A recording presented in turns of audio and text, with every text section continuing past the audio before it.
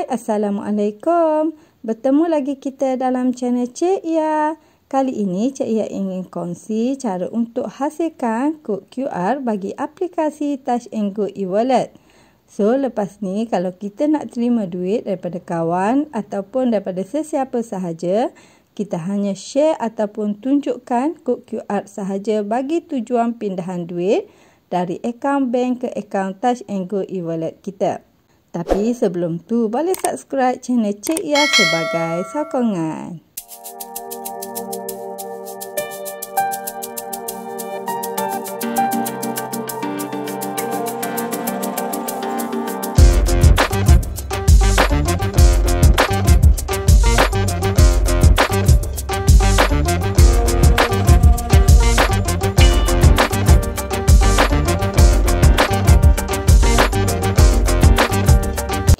Okey, mula-mula kita perlu buka dulu aplikasi Touch and Go e-wallet dalam telefon kita.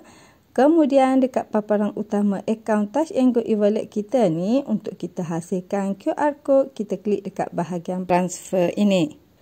Lepas tu, kita akan dibawa ke paparan ini. Dekat sini, kita perlu klik pada bahagian receive.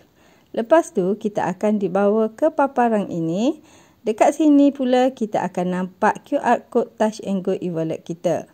So, dekat sini juga kita boleh muat turun QR code dengan klik dekat bahagian download QR code ini.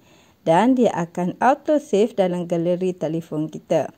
Nanti jika sesiapa nak bayar ataupun nak bagi duit kepada kita, kita hanya hantar QR code ini sahaja. Sama ada kita hantar melalui WhatsApp, Telegram ataupun lain-lain. Mudah kan? Dengan hanya scan QR ini sahaja, kita dah boleh masukkan duit ke akaun Touch and Go e-wallet kita. Okey, setakat itu sahaja perkongsian Cik Ia kali ini. Jumpa lagi next video. Bye.